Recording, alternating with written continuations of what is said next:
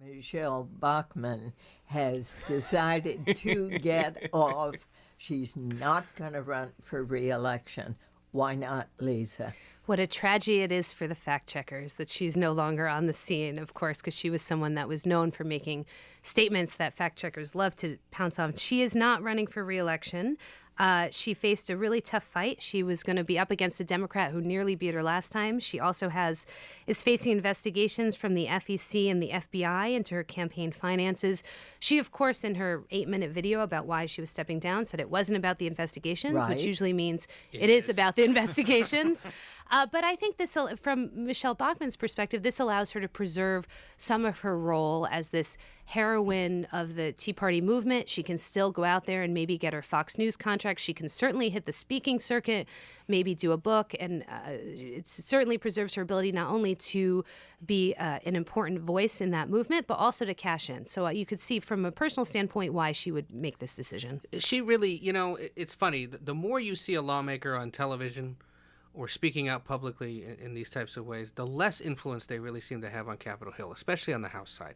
In the case of Michele Bachmann, she was here, 6, almost 8 years now.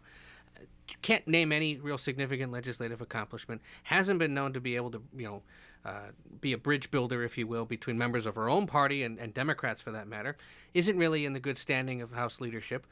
And so really, this was someone who was better known for just appearing on television, saying things, running for president unsuccessfully, and that was about it. And she saw the politics and understood that she probably would face a even tougher re-election next year. One of the most polarizing figures in Congress, I would say, beloved by the Tea Party, and not many people feeling indifferent to her, sort of on one end of the spectrum or the other. An interesting fact about her district in Minnesota, it is the most Republican district in the state, and yet she's the Republican who was elected twice now by the smallest margin of any Republican in the state, which tells you something about her popularity generally and also within her own party. And what about the Tea Party itself, since they will not have her voice within Capitol Hill? It does raise some fascinating questions about the future of the Tea Party. And it is, we should point out, it was a spectacular fall. I remember just 2 years ago being at the Iowa straw poll and watching her as the surprise winner come out of her trailer in triumph. And now she can't even, it was unclear whether she could win re-election, and she's not running again. And we've seen a number of prominent Tea Party figures decide to drop out of Congress. Certainly, Senator Jim DeMint went over the Heritage Foundation.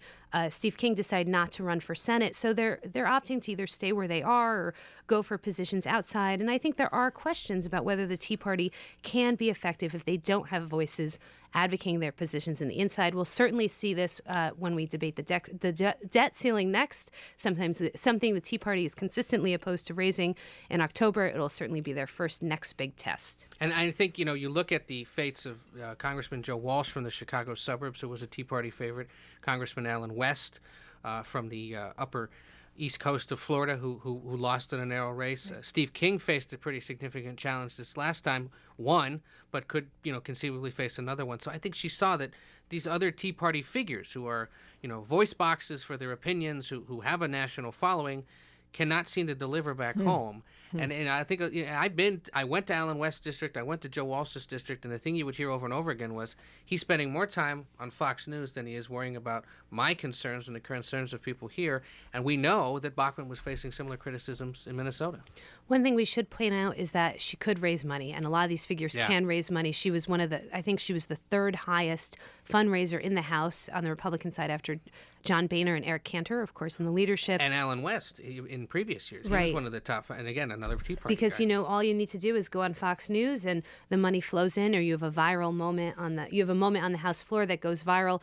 So I think that's also changed the nature of fundraising in campaigns. And I had in the last election a number of campaign consultants tell me, well, we just need that viral moment, and then we're ready to put it in an online video, and the money will flow in. It also happened with Scott Brown. So it's an interesting, the fundraising prowess, I think, will certainly still be put to use, I imagine. There's also a counter-narrative, though, to this Tea Party in decline theme, which is that the IRS controversy has given new life to conservatives who feel like the big Obama government is out to get them. The Post had a front-page story this morning about the Tea Party coalescing, again, in opposition to an education initiative.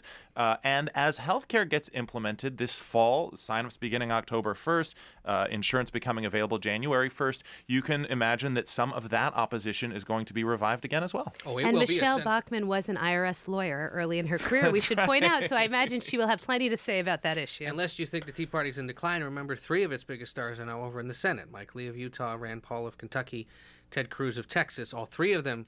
And Marco Rubio. And Marco Rubio to But some Marco extent. Rubio to a has lesser been extent. trying to sort of toe the line between being his Tea Party, the Tea Party credentials that he won election on, and doing things that are a bit more bipartisan that some of the Tea Party don't like immigration reform. And you're listening to the Diane Rehm Show.